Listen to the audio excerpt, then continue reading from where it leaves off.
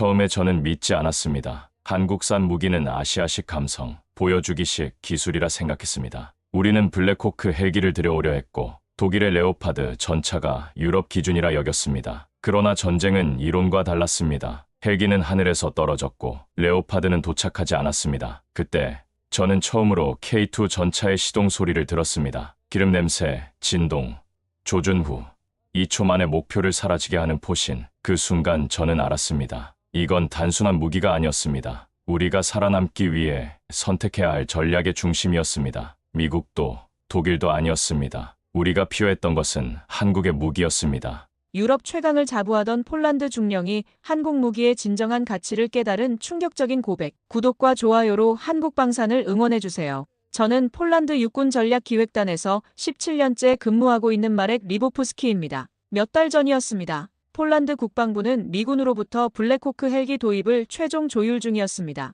국방부 회의실에서 우리는 줄곧 미제 무기를 기준으로 논의했고 검증된 시스템이라는 명목 아래 반론은 허용되지 않았습니다. 저 역시 그 흐름 안에 있었습니다. 17년간 유럽 군사체계 안에서 성장한 제게는 서방 무기가 곧 신뢰의 상징이었습니다. 헬기는 늘 전장의 상징이었습니다. 신속 기동, 병력 수송, 긴급 후송. 제가 첫 임관 후 배속된 부대에서도 블랙호크는 언제나 가장 먼저 출격했고 가장 마지막까지 남는 자산이었습니다. 유럽 군인이라면 누구나 블랙호크의 로터음을 들으면 안도감을 느끼는 것이 당연했습니다. 나토 합동훈련에서도 블랙호크는 절대적 존재였고 우리는 그것이 영원할 것이라 믿었습니다. 하지만 그 신화는 우크라이나에서 무너졌습니다. 정밀 타격 무기와 드론, 대공망이 깔린 전장에선 헬기는 더 이상 기동전의 해답이 아니었습니다. 전투보고서에는 격추, 또 격추. 러시아군이 2해 동안 잃은 헬기만 해도 100대가 넘는다는 자료가 있었습니다. 현대전은 공중 우세보다 지상 화력이 승부를 결정짓고 있었습니다.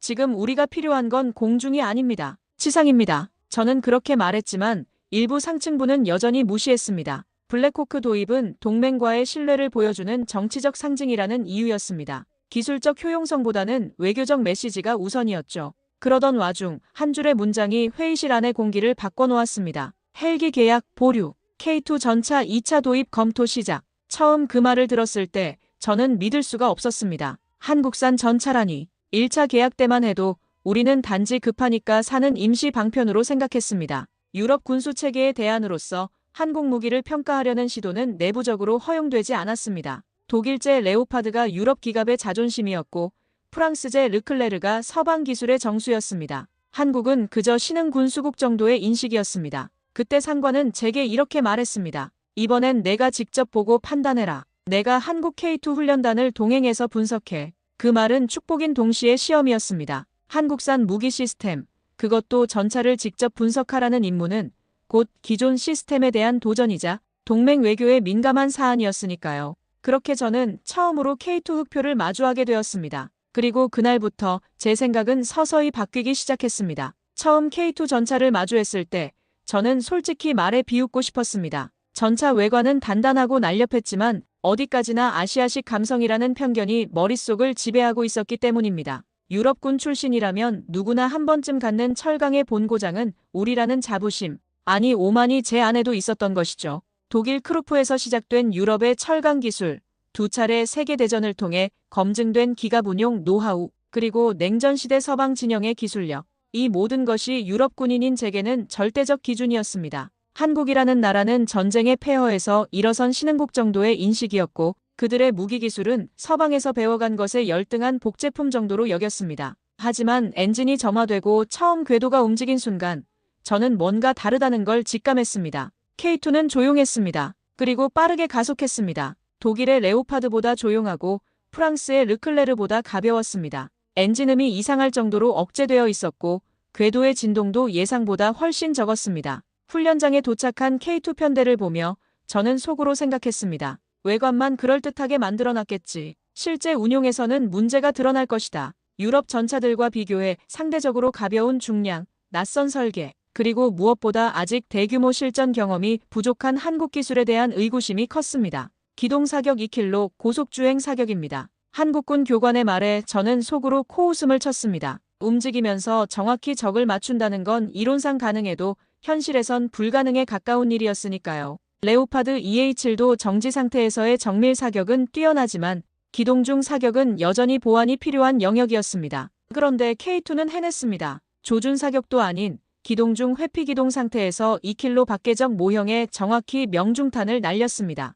심지어 연속 사격, 안정화 시스템의 응답성은 제가 지금껏 본 어떤 유럽 전차보다 빨랐습니다. 포탑의 회전 속도, 주포의 상하 조절, 그리고 무엇보다 사격 후 다음 탄 장전까지의 시간이 놀라울 정도로 단축되어 있었습니다. 이게 실전용 전차입니다. 교관의 말에 저는 대답하지 못했습니다. 제가 지금까지 알고 있던 전차의 개념이 흔들리고 있었기 때문입니다. 이것은 단순히 강철 덩어리가 아니라 정교한 전투 시스템이었습니다. 그날 밤 저는 야전 숙소에서 훈련 영상을 반복해서 돌려봤습니다. 장비의 기동 각도, 엔진 반응 속도, 사격 정확도, 그리고 무엇보다 K2에 탑승했던 병사들의 움직임이 너무도 자연스러웠습니다. 무기를 조작하는 것이 아니라 마치 무기와 하나가 된 듯 했습니다. 전차장과 포수, 조종수가 하나의 유기체처럼 움직이는 모습이 인상적이었습니다. 우리는 너무 오래 무기가 주인이었던 시대에 익숙해진 게 아닐까? 저도 모르게 혼잣말을 내뱉었습니다. 전차는 단지 금속으로 된 구조물이 아니라 병사의 손끝과 마음을 이어주는 생존의 수단이라는 사실. 그건 문서로 배울 수 있는 게 아니었습니다. 그리고 바로 그 다음 날 저를 더 충격에 빠뜨린 일이 벌어졌습니다. 함께 배석했던 상부의 한 간부가 저를 조용히 불러 이렇게 말했습니다. 이건 공식적인 자료 요청은 아니다. 그런데 K2의 주요 부품 도면, 기술 개요 정도는 분석 보고서에 포함할 수 있겠나? 저는 순간 그 말의 숨은 뜻을 알아차렸습니다. 우리는 지금 판단을 바꾸려 한다. 하지만 그것은 명백히 내부 규정 위반에 가까운 요청이었습니다. 그렇기에 그 간부는 모든 것을 비공식으로 요청한 것이었죠. 그 순간 제 머릿속에서 어떤 균열이 일기 시작했습니다. 제가 믿고 있던 시스템, 그 시스템이 진짜 정의를 따르고 있는가에 대한 물음이었습니다. 며칠 뒤 저는 내부 회의에 참석했습니다. K2 전차 도입에 대한 1차 훈련 평가 보고를 공유하는 자리였습니다. 회의실 안에는 폴란드 국방부와 합참, 그리고 방산 관련 부서 인사들이 모여 있었고 제게는 실전 기록 분석 파트가 주어졌습니다. 저는 최대한 객관적인 태도로 보고서를 읽어내려갔습니다. 기동 중 사격 명중률 91.2%, 연속 사격 시 탄착군 집중도 우수, 전차 내 전자 통제 반응 속도 0.2초 이내. 그러나 제가 말을 이어갈수록 회의실의 분위기는 서서히 묘해지기 시작했습니다. 어떤 이는 눈썹을 찌푸렸고 또 어떤 이는 조용히 메모를 중단했습니다. 그 중에는 독일제 무기를 강하게 지지하던 참모총장의 측근도 있었습니다. 제가 발표한 K2의 성능 수치가 기존 유럽 전차들을 압도하는 수준이었기 때문에 그들의 표정이 점점 어두워지는 것을 느낄 수 있었습니다. 중령, 혹시 측정 과정에서 오차가 있었을 가능성은 없습니까?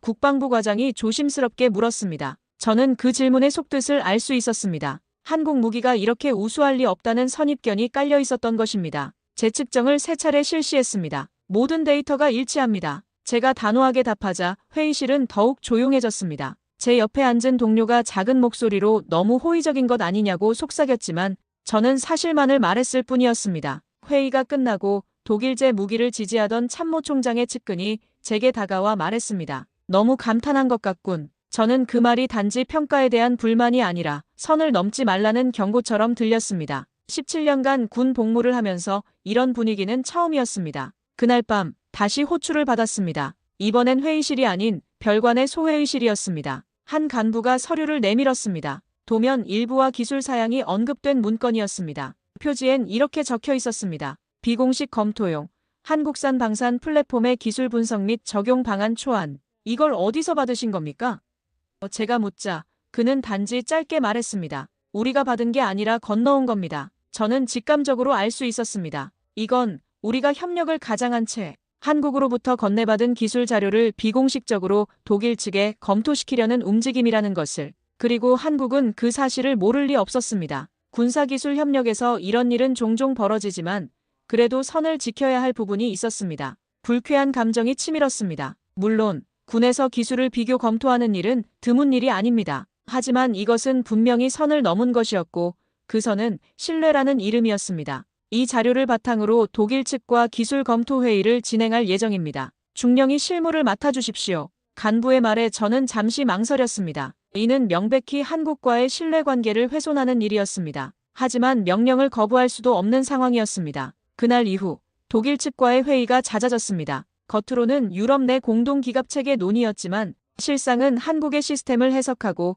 부분적으로 통합 가능한지를 따지는 자리였습니다. 독일 기술자들은 한국의 설계 자료를 보며 고개를 갸우뚱했습니다. 그러나 시간이 지날수록 독일 측의 표정도 달라지기 시작했습니다. 이건 이해하기 어렵군요. 분명히 유럽식 프레임을 썼는데 반응 로직이 다릅니다. 어느 독일 기술자가 그렇게 말했습니다. 우리는 한국의 기술을 받았습니다. 하지만 역설계하지 못했습니다. 그들의 기술은 단순한 부품의 조합이 아니라 운용자 중심, 즉 병사의 행동 패턴에 맞춰 최적화된 알고리즘으로 구성되어 있었습니다. 그제서야 우리는 깨달았습니다. 그건 단순한 설계 능력이 아니었습니다. 철학과 실전, 감각과 데이터가 동시에 설계된 완전히 새로운 개념의 무기였습니다. 그리고 그날을 저는 잊을 수 없습니다. 회의 도중 독일 대표단이 잠시 퇴실한 뒤 폴란드 측 고위 관계자가 조용히 말했습니다. 계약은 아직 결정되지 않았습니다. 그러니 너무 앞서 나가진 마십시오. 그 말이 뭘 뜻하는지 저는 알고 있었습니다. 우리는 지금 신뢰를 저버린 채 또 다른 방향을 바라보고 있었습니다. 그날 이후 내부 분위기는 급격히 바뀌기 시작했습니다. 기술 분석 결과가 독일 측을 만족시키지 못하자 갑작스레 일부 인사들이 목소리를 높이기 시작했습니다. 기술적으론 훌륭할지 몰라도 전략적 유연성은 유럽식 전차가 낫다. 운용 체계가 우리와 다르다. 동맹국과의 연동이 어렵다. 그러나 저로서는 받아들이기 어려운 논리였습니다. 제가 직접 K2 전차를 운용하고 훈련에 참여해본 바로는 그 어떤 유럽산 전차보다 직관적이고 신속했습니다. 특히 전차장의 시야 보조 시스템과 디지털 사격 통제는 실전 전장에서 생존 확률을 획기적으로 높여주는 요소였습니다. 한 번은 모해 사격 훈련에서 전차가 진흙 언덕을 넘는 도중 전방 숲을 너머로 급습하는 가상의 목표물이 나타났습니다. 레오파드라면 일단 정지 후 조준해야 할 상황이었습니다. 그런데 K2의 포신은 흔들림 없이 자동 보정을 수행했고 조준선은 단 0.8초 만에 정렬되었습니다. 그리고 2초 후 포탄이 명중했습니다. 전차 안은 고요했습니다. 진동은 바닥을 타고 올라왔고 철과 기름 냄새가 진하게 풍겨왔습니다. 그 안에서 저는 똑똑히 느낄 수 있었습니다. 이건 단순한 무기가 아니었습니다. 병사의 생존 가능성을 극대화한 하나의 시스템이었습니다. 그리고 그것은 제게 매우 인간적인 감정을 불러일으켰습니다. 훈련에 참여한 폴란드 병사들의 반응도 놀라웠습니다. 이 전차라면 최전선에 나가도 살아서 돌아올 수 있을 것 같습니다. 한 하사가 진지하게 말했습니다. 17년 군 복무를 하면서 병사들이 무기에 대해 이런 신뢰감을 보이는 것을 본 적이 거의 없었습니다. 그들은 K2를 단순한 장비가 아니라 동반자로 여기고 있었습니다. 그런데 그날 밤 훈련 기록을 검토하던 중 우연히 상부에서 보낸 문서 하나를 열게 되었습니다. 그리고 그 안에서 독일 로비스트와 주고받은 이메일을 발견했습니다. K2 계약을 지연시키면 레오파드 추가 발주를 보장한다. 저는 손이 멈췄습니다. 모니터 속 문장은 명확했고 차갑게 날카로웠습니다. 그 순간 모든 퍼즐이 맞춰졌습니다. 왜 갑자기 K2에 대한 부정적 여론이 조성되기 시작했는지, 왜 독일 측과의 기술 검토 회의가 빈번해졌는지, 그리고 왜 제 보고서에 대한 반응이 이상했는지 모든 것이 이해되었습니다. 우리가 싸우는 적은 단지 동쪽의 위험만이 아니었습니다. 우리가 가진 가장 큰 위험은 바로 내부의 조용한 타협이었습니다. 국방의 미래를 결정하는 자리에서 순수한 기술적 판단보다는 정치적 이해관계가 우선시되고 있었던 것입니다. 며칠 후 동료 한 명이 조용히 제게 귀띔했습니다. 조심해. 너무 K2 편을 들면 찍힐 수도 있어. 그는 선의에서 하는 말이었지만 저에게는 충격이었습니다. 군인이 순수하게 기술적 우수성을 인정하는 것조차 편을 든다고 여겨지는 현실이 서글펐습니다. 하지만 저는 제가 목격한 것을 부정할 수 없었습니다. K2 전차가 보여준 성능, 병사들의 신뢰, 그리고 무엇보다 실전에서의 생존 가능성, 이 모든 것이 숫자로, 데이터로, 그리고 제 눈으로 확인된 사실이었습니다. 그날 밤 저는 오랜 시간 고민했습니다. 제 경력을 위해 조용히 있을 것인가, 아니면 진실을 위해 목소리를 낼 것인가. 17년간 쌓아온 군 경력과 앞으로의 진급 가능성을 생각하면 전자가 현명한 선택이었습니다. 하지만 저는 군인입니다. 그리고 군인의 첫 번째 의무는 국가와 동료들의 생명을 지키는 것입니다. 정치적 이해관계나 로비 때문에 열등한 무기를 선택한다면 그 대가는 결국 젊은 병사들의 목숨으로 치러질 것이었습니다. 그리고 저는 결심했습니다. 이제 보고만 있을 수는 없다고 말입니다. 제가 목격한 진실을 알려야겠다고 마음먹었습니다. 비록 그것이 제게 어떤 결과를 가져다 줄지 모르지만 양심상 침묵할 수는 없었습니다. 며칠 뒤 내부 평가 회의가 열렸습니다. 주요 장성들과 방산 담당 관료들이 한자리에 모였고 저는 기술 실무 담당자로 참석 요청을 받았습니다. 문서상의 직책은 자문이었지만 실상은 입막음이었습니다. 제가 K2 전차에 대해 긍정적인 말을 내놓지 않기를 바라는 의도가 느껴졌습니다.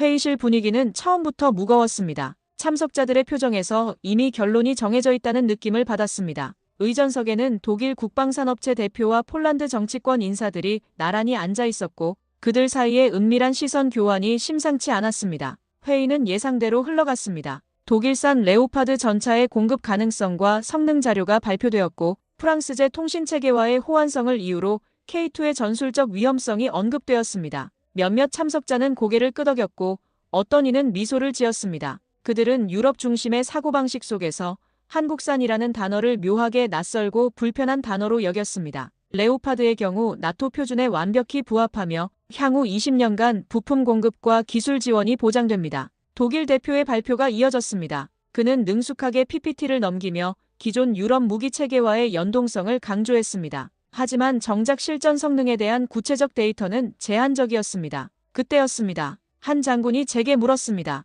기술자 입장에서 보기에 K2는 실제 전장에서 신뢰할 수 있습니까? 순간 방 안의 모든 시선이 제게 집중되었습니다. 제 상관은 말없이 고개를 저었습니다. 무언의 압박이 느껴졌지만 저는 입을 열었습니다. 저는 3개월간 K2 전차와 함께 훈련했습니다. 그 어떤 전차보다도 실제 지형에 강했고 사격 안정성은 매우 우수했습니다. 특히 급제동 후 조준 능력, 피하 식별 반응 속도, 전자 통제 체계는 단순히 수입 무기가 아닌 우리 군이 운용하고 생존할 수 있는 기술입니다. 회의실은 조용해졌습니다. 누군가 펜을 떨어뜨리는 소리조차 또렷하게 들렸습니다. 제 옆에 앉은 동료가 긴장한 표정으로 제 팔을 살짝 쳤지만 저는 계속했습니다. 실제 훈련에서 K2의 생존성은 레오파드를 상회했습니다. 특히 도시 전투 환경에서의 기동성과 대응 속도는 현 시점에서 최고 수준이라고 판단됩니다. 하지만 저는 알고 있었습니다. 이 발언이 저에게 어떤 결과를 초래할지. 독일 대표는 미간을 찌푸렸고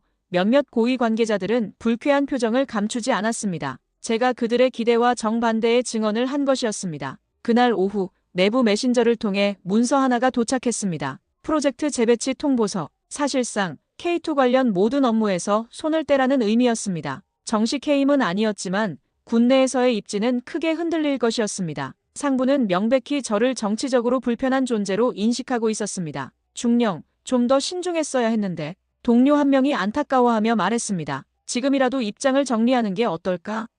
하지만 저는 고개를 저었습니다. 제가 본 것은 사실이었고 그 사실을 숨길 이유는 없었습니다. 그날 밤 저는 침대에 누운 채 오래도록 잠들지 못했습니다. 그 순간 아들의 얼굴이 떠올랐습니다. 만약 그 아이가 장차 병사가 된다면 나는 지금 어떤 전차를 그에게 맡기고 싶은가? 그 답은 분명했습니다. 제 아들에게 그리고 모든 폴란드 병사들에게 가장 안전하고 효과적인 무기를 주고 싶었습니다. 그리고 다음 날 저는 마지막 보고서를 정리해 상부에 제출했습니다. 제목은 간결했습니다. K2 전차 단순한 무기가 아닌 생존의 철학 물론 그 보고서는 곧 검토 중이라는 상태로 멈춰버렸고 그 누구도 다시는 저에게 연락하지 않았습니다. 그러나 저는 포기하지 않았습니다. 별도로 정리한 K2 훈련 성능 비교 분석 자료를 외부 군사 세미나에 익명으로 제공했고 국방 커뮤니티와 기술 포럼에 K2의 실제 운용 데이터를 분석한 글을 기고했습니다. 진실은 언젠가 드러날 것이라고 믿었습니다. 그 결과 내부에서 조용히 반응이 일어나기 시작했습니다.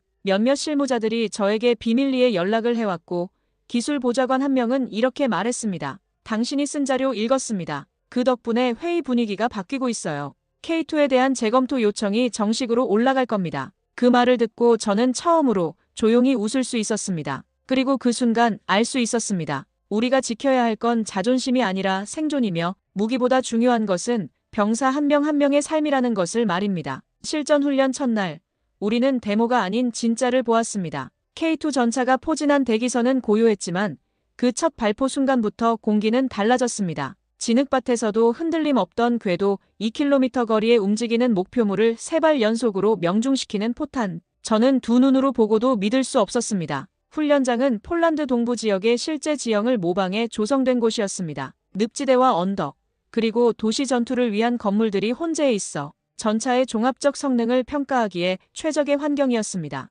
레오파드로 같은 코스를 진행했을 때는 여러 구간에서 속도를 줄여야 했던 기억이 있었습니다. 하지만 K2는 달랐습니다. 능동형 서스펜션이 지형의 굴곡을 실시간으로 감지하고 보정하면서 마치 평지를 달리는 것처럼 안정적으로 기동했습니다. 심지어 급경사를 오르내릴 때도 포신의 각도가 일정하게 유지되어 언제든 사격 준비 상태를 유지할 수 있었습니다. 그 장면을 지켜보던 포병 중령이 중얼였습니다. 이건 그냥 전차가 아닙니다. 이건 하나의 살아있는 전술 체계입니다. 저 역시 같은 생각이었습니다. K2는 단순히 강철과 엔진의 조합이 아니라 인공지능과 인간의 직감이 결합된 새로운 개념의 무기 플랫폼이었습니다. 병사들의 표정도 바뀌었습니다. 처음엔 한국산 하며 의심하던 이들이 훈련 종료 후에는 서로 사진을 찍고 운용 일지를 자원에 기록하기 시작했습니다. 특히 전차장을 맡았던 상사는 이 전차의 시야 확보 시스템은 신세계입니다 라고 감탄했습니다. 360도 전방위 카메라와 열화상 장비가 통합된 디스플레이는 기존 전차로는 상상할 수 없는 상황 인식 능력을 제공했습니다.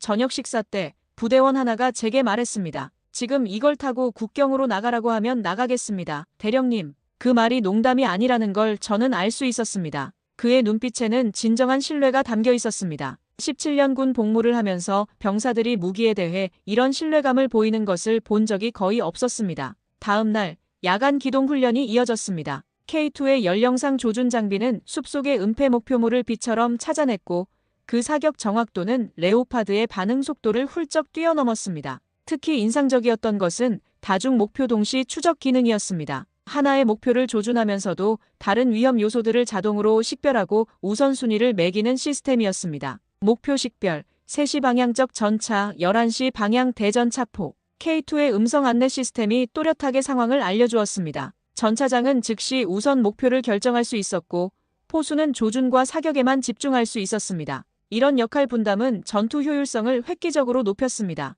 저는 조종석 뒤에서 조용히 이를 지켜보며 생각했습니다. 이건 단순한 장비가 아니다. 돌아가지 못한 동료들의 생명을 대신해줄 생존의 약속이다. 우크라이나에서 수많은 전차가 격파되는 영상을 봐왔기에 이런 생존성 향상 기술의 가치를 누구보다 잘 알고 있었습니다. 훈련 3일째에는 대전차 미사일 방어 시스템 테스트가 있었습니다. K2의 능동 방어 체계가 모의 대전차 미사일을 요격하는 장면은 정말 놀라웠습니다. 레이더가 접근하는 위협을 감지하는 순간 자동으로 대응탄을 발사해 공중에서 무력화시켰습니다. 이 모든 과정이 2초 이내에 완료되었습니다. 이제 대전차 미사일이 무서워지지 않네요. 한 조종수가 안도의 한숨을 쉬었습니다. 현대 전장에서 전차의 가장 큰 위협은 보병이 운용하는 휴대용 대전차 미사일이었는데 K2는 이런 위협에 대해서도 효과적인 대응 수단을 갖추고 있었습니다. 훈련이 끝난 후 저는 보고서를 정리하며 마지막 문장을 오래 고민했습니다. 그리고 조용히 이렇게 적었습니다. K2는 단순히 수입한 무기가 아니다. 이것은 우리가 살아남기 위해 선택한 미래다. 이 한 문장에 제가 목격한 모든 것이 담겨 있었습니다. 그런데 바로 그 문장이 앞으로 저에게 큰 시련을 가져다 줄 줄은 그때 몰랐습니다. 진실을 말하는 것이 때로는 얼마나 큰 대가를 치러야 하는지 저는 곧 뼈저리게 느끼게 되었습니다. 훈련을 마치고 며칠 후 본부에서 작성한 제 보고서는 상관을 통해 다시 제게 되돌아왔습니다. 이 부분은 삭제해 주시죠. 표지엔 빨간 펜으로 밑줄이 여러 개 그어져 있었습니다. 마치 교정을 받는 학생이 된 기분이었습니다. 17년 군 경력에서 이런 일은 처음이었습니다. 지워지길 요구받은 문장은 다음과 같았습니다. K2는 단순한 장비가 아니다. 이것은 우리가 생존을 위해 택한 전략의 중심이다. 그리고 현재 시점에서 K2의 생존성과 화력은 어떤 서방 전차보다 우수하다고 판단된다. 제가 직접 목격하고 측정한 사실들이었는데 이것들을 삭제하라고 요구하고 있었습니다. 왜입니까? 제 질문에 상관은 말없이 서류 하나를 건넸습니다. 독일 폴란드 전략무기 통합협의안 검토한 그 문서에는 익숙한 이름이 있었습니다. 슈미트 대령. 그는 작년까지 레오파드 계약 실무팀의 대표였고 당시 한국산 무기 도입에 반대 성명을 냈던 인물입니다. 문서를 훑어보니 놀라운 내용이 적혀 있었습니다. 독일 측이 폴란드의 K2 도입을 유럽 방산 생태계에 대한 위협으로 규정하고 이를 저지하기 위한 구체적인 로비 전략을 수립했다는 내용이었습니다. 심지어 폴란드 내 친독 성향의 정치인들과 군 관계자들의 명단까지 포함되어 있었습니다. 며칠 후 회의실에서 슈미트 대령을 직접 만났습니다. 그는 익숙한 어조로 말을 이어갔습니다. 한국 무기는 정밀하긴 하지만 유럽형 전장 구조엔 맞지 않습니다. 우리가 추구하는 건 전통과 검증된 철학입니다. 그 말은 과거에도 수없이 들어왔던 이야기였습니다. 하지만 유럽형 전장 구조라는 표현이 걸렸습니다. 대령님, 유럽형 전장이라는 게 구체적으로 무엇을 의미합니까? 제가 물었습니다. 슈미트 대령은 잠시 당황한 표정을 지었습니다. 그건 나토 표준 체계와의 호환성을 말하는 겁니다. 하지만 저는 알고 있었습니다. K2 역시 나토 표준에 완벽히 부합한다는 사실을 말입니다. 그러나 이번에는 다르게 느껴졌습니다. 훈련장에서 들었던 K2의 엔진 소리, 병사들이 전차를 향해 가졌던 신뢰, 그리고 무엇보다도 제가 보고 느낀 변화는 이 회의실의 논리보다 훨씬 현실적이었습니다. 정치적 수사와 실제 전장의 현실 사이에는 거대한 간극이 있었습니다. 레오파드의 경우 부품 호환성과 정비 체계가 이미 확립되어 있습니다. 반면 한국 시스템은 아직 검증이 부족하죠. 슈미트 대령이 계속 말했습니다. 하지만 저는 우크라이나 전쟁에서 레오파드가 보여준 실제 성능 데이터를 알고 있었습니다. 이론과 현실은 달랐습니다. 그럼 대령님은 이 보고서 수정을 거부하시겠다는 겁니까?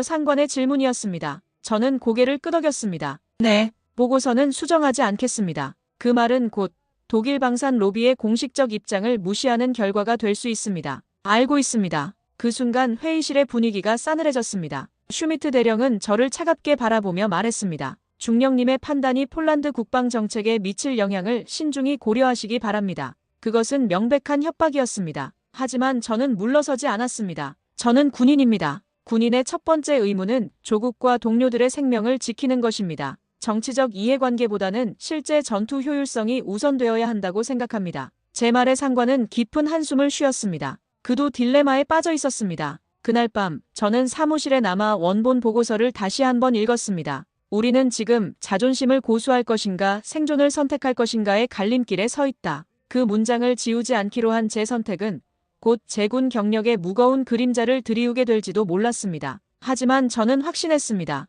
그 무엇이든 진실을 가리는데 협조할 수는 없다고요. 병사들의 생명이 걸린 문제에서 정치적 타협은 있을 수 없었습니다. 제가 목격한 K2의 우수성은 숫자로, 데이터로, 그리고 제 두 눈으로 확인된 사실이었습니다. 다음 날 아침, 저는 상관에게 최종 답변을 전달했습니다. 보고서는 원안대로 제출하겠습니다. 이것이 제 양심입니다. 상관은 고개를 저으며 말했습니다. 자네 앞날이 걱정되는군. 하지만 저는 후회하지 않았습니다. 진실보다 소중한 것은 없었으니까요. 보고서를 수정하지 않겠다고 밝힌 뒤 본부는 별다른 반응을 보이지 않았습니다. 그러나 그것이 곧 문제의 시작이었습니다. 조용한 보복이 시작되었습니다. 며칠 뒤 회의 배석 명단에서 제 이름이 빠져 있었고 공동 프로젝트에도 더 이상 제 의견이 반영되지 않았습니다. 제가 맡고 있던 실무는 다른 동료에게 이관되었고 내부 통신망에서 제 계정은 휴직자로 전환되었습니다. 공식적인 해임은 아니었습니다. 하지만 누구보다도 분명히 알 수 있었습니다.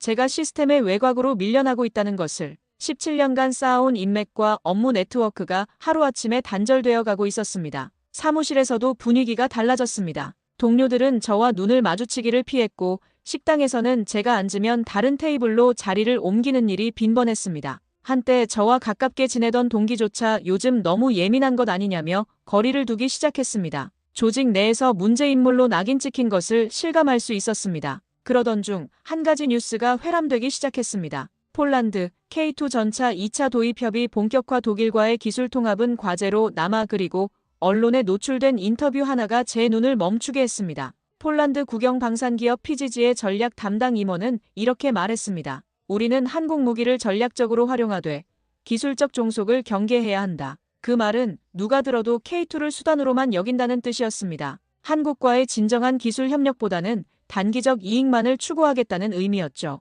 저는 이런 접근 방식이 얼마나 근시안적인지 알고 있었습니다. 현대 무기 체계는 단순한 하드웨어가 아니라 지속적인 소프트웨어 업데이트와 기술 지원이 필요한 시스템이었습니다. 회의 중에도 그런 기류는 명확했습니다. 현지 생산을 확대합시다. 핵심 부품까지 우리 손으로 만들 수 있어야 해요. 한국과의 협력은 단계적으로 축소해야 합니다. 완전한 군사주권을 위해서라도. 이런 발언들이 공공연하게 나왔습니다. 군사주권이라는 명분 하에 기술 탈취를 정당화하려는 시도였습니다. 저는 그 자리에 조용히 앉아 있었습니다. 더 이상 발언권도 없었고 설사 말을 해도 들어주는 사람이 없었습니다. 그러나 제 안에선 한 문장이 반복되고 있었습니다. 이건 우리가 처음 품었던 신뢰가 아니다. 한국과의 협력은 상호 존중에 기반해야 하는데 지금의 분위기는 일방적 이용에 가까웠습니다. 그때 저는 작년 훈련장에서 K2의 조종석을 붙잡고 떨던 병사의 눈빛을 떠올렸습니다. 그 눈빛은 분명 말하고 있었습니다. 이건 단순한 무기가 아니라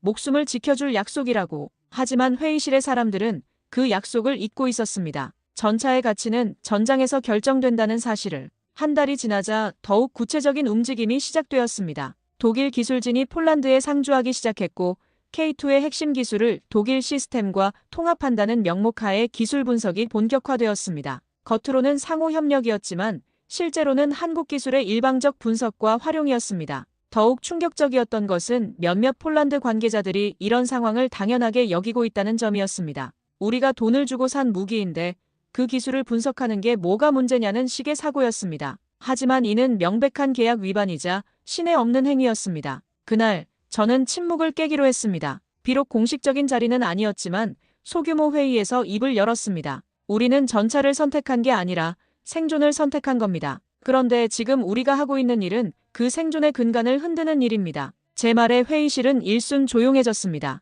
한참 후 어느 고위 관계자가 말했습니다. 그 판단, 나중에 당신에게 독이 될 수 있습니다. 그것은 더 이상 경고가 아니라 협박이었습니다. 하지만 저는 대답하지 않았습니다. 그들의 위신보다 병사의 목숨이 더 중요했기 때문입니다. 그날 밤 저는 오랫동안 창밖을 바라봤습니다. 폴란드의 미래, 우리 군의 미래, 그리고 젊은 병사들의 미래가 걱정되었습니다. 단기적 이익을 위해 장기적 신뢰를 포기하는 것이 과연 현명한 선택인지 의문이 들었습니다. 하지만 동시에 확신도 있었습니다. 언젠가는 진실이 드러날 것이고 그때 후회하는 것은 지금 침묵하는 사람들일 것이라는 확신 말입니다. 며칠 후 국방부 전략회의가 열렸습니다. 주제는 향후 기갑전력 조정 방향이었지만 실상은 K2 전차의 운명이 걸린 자리였습니다. 저는 이번에도 참관자 자격으로만 참석할 수 있었습니다. 발언권도 없고 질문할 권한도 없는 상태였습니다. 그저 지켜볼 수밖에 없는 처지였습니다. 회의 초반 독일 측 군사고문이 조심스럽게 입을 열었습니다. 레오파드 EA8의 차세대 버전, 올해 안으로 첫 배치 가능합니다. 기술적 연계성 측면에서도 우리 쪽이 유리할 수 있겠지요. 몇몇 정치권 인사들이 고개를 끄덕였습니다. 그들은 여전히 유럽연합이라는 울타리 안에서 안정을 꿈꾸고 있었습니다. 하지만 저는 알고 있었습니다. 레오파드는 아직 양산조차 시작되지 않은 상태였고 실제 배치까지는 최소 3년 이상이 걸릴 것이라는 사실을 말입니다. 반면 K2는 이미 양산체계가 완비되어 있었고 즉시 배치가 가능했습니다. 하지만 이런 현실적 차이는 회의에서 언급되지 않았습니다. 우크라이나 전쟁의 교훈을 봐야 합니다. 한 장군이 말했습니다. 현대전에서는 전차의 생존성이 무엇보다 중요합니다. 맞는 말이었습니다. 하지만 바로 그 생존성 측면에서 K2가 압도적으로 우수하다는 사실은 언급되지 않았습니다. 능동방어체계, 하이브리드 파워팩, 스마트 탄약 시스템 등 K2의 혁신적 기술들이 모두 무시되고 있었습니다. 그날 회의 직후 저는 뜻밖의 전화를 받았습니다. 발신자는 옛 동료 미콜라이였습니다. 그는 현재 정보참모부에서 근무하고 있었습니다. 너 아직 K2 쪽 맡고 있지? 그는 잠시 머무시다가 말했습니다. 내가 최근에 기밀 보고서를 하나 봤어. 독일에 전달된 기술 문서 중 일부, 원래는 K2 도면에서 유출된 거더라. 저는 숨이 턱 막혔습니다. 폴란드 내부에서? 전부는 아니고 고위층 일부가 독일 측 로비스트와 은밀히 접촉하고 있었어. 그걸 기술 협력이라 부르고 있지. 그의 말은 제가 의심하고 있던 모든 것을 확신으로 바꿔주었습니다. 우리 내부에 독일의 이익을 대변하는 세력이 존재한다는 것이었습니다. 그 말은 모든 퍼즐을 맞췄습니다. 왜 독일이 K2의 핵심 기술을 분석해놓고도 제대로 재현하지 못했는지, 왜 그들이 갑자기 K2 현지화를 줄이자고 주장했는지, 그리고 왜 지금 독일 전차가 다시 대안으로 떠오르고 있는지, 내부의 일부 세력이 애초부터 한국과의 신뢰를 전략적 카드로만 보고 있었다는 것입니다. 더 충격적인 건 미콜라이가 계속 말했습니다. 그들이 한국 측에 거짓 정보를 흘리고 있다는 거야. 폴란드가 K2 추가 도입을 확정했다고 말하면서 실제로는 독일과 뒷거래를 진행하고 있어. 이는 명백한 배신이었습니다. 동맹국에 대한 기본적 신의조차 저버린 행위였습니다. 며칠 후 국방부 브리핑에서는 한 문장이 발표되었습니다. 폴란드는 동맹국들과의 기술 공유를 원칙으로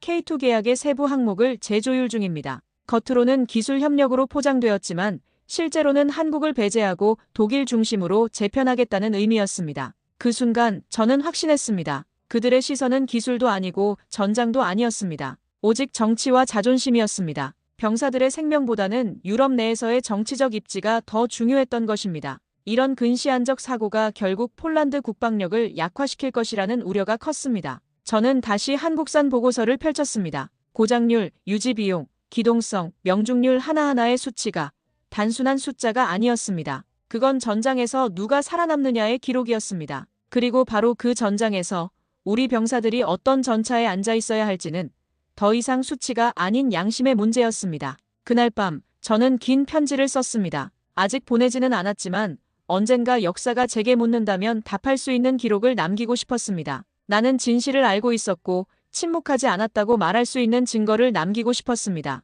유럽의 자존심과 한국의 기술력 사이에서 저는 이미 선택을 끝냈습니다. 병사들의 생명을 지킬 수 있는 쪽을 선택했습니다. 비록 그 선택이 제게 어떤 결과를 가져다 줄지 모르지만 후회하지 않을 것이었습니다. 그날 아침 저는 다시 국방부 전략회의실에 앉아 있었습니다. 이번에는 참관자가 아니라 증인으로서였습니다. 스크린엔 단 2줄이 적혀 있었습니다. 미국산 블랙호크 헬기 도입 계획, 무기한 연기, K2 전차 2차 계약 협의, 최종 조율 단계. 그 문장을 본 순간 저는 숨을 멈췄습니다. 몇 달 전만 해도 우리는 헬기를 도입하려 했습니다. 미국의 검증된 시스템, 유럽의 자존심이라는 이름의 레오파드. 그것들이 우리 국방의 미래를 책임질 것처럼 굳게 믿었습니다. 하지만 현실은 우리의 믿음을 산산조각 냈습니다. 그러나 전쟁은 책상이 아니라 진흙탕에서 일어났습니다. 우크라이나 전장에서 블랙호크는 하늘을 날지 못했습니다. 정밀 유도 미사일과 드론대 앞에서 헬기는 더 이상 전장의 지배자가 아니었습니다.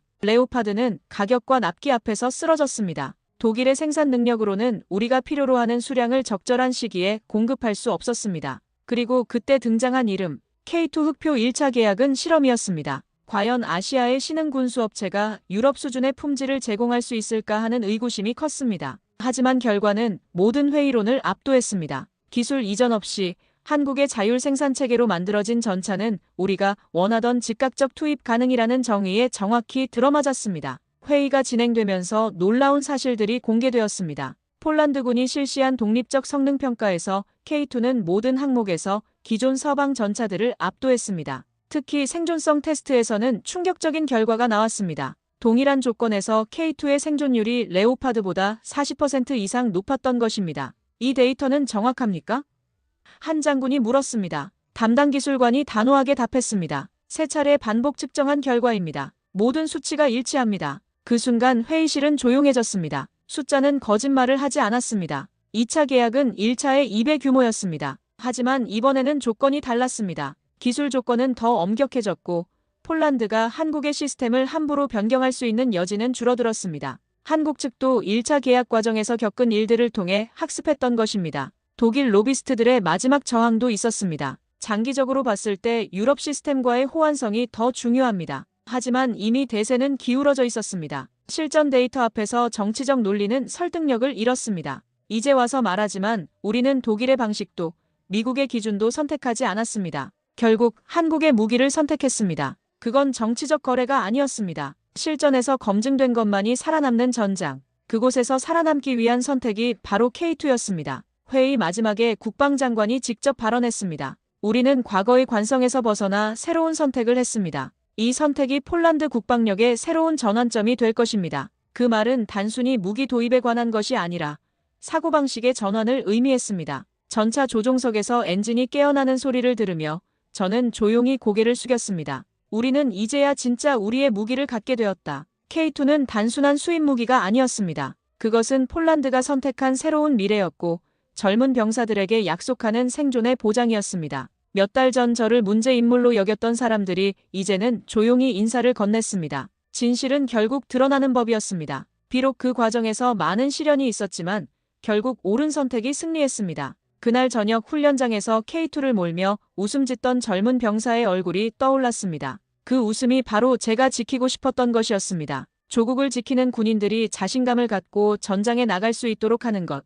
그것이 바로 진정한 국방이라고 생각합니다. K2 흑표, 이제 그것은 폴란드군의 자랑이자 우리가 선택한 미래의 상징이 되었습니다. 그리고 저는 이 선택을 위해 싸웠다는 사실을 평생 자랑스럽게 여길 것입니다. 오늘 사연에 대한 여러분의 생각을 댓글로 남겨주세요. 감동뭉클에서는 여러분의 소중한 마음을 모아 사연 주인공들에게 전해드리고 있습니다. 여러분 주변에 감동적이거나 재미있는 실제 사연들을 제보받고 있으니 언제든 저희 공식 메일로 제보해주세요. 오늘 들려드린 사연에 공감하셨다면 구독과 좋아요 눌러주시고 주변 분들과도 공유해주세요. 여러분의 작은 관심과 응원이 더욱 좋은 콘텐츠를 만드는데 큰 힘이 됩니다. 오늘도 여러분의 하루의 작은 즐거움이라도 되었기를 바라며 지금까지 감동뭉클이었습니다. 끝까지 시청해주셔서 감사합니다.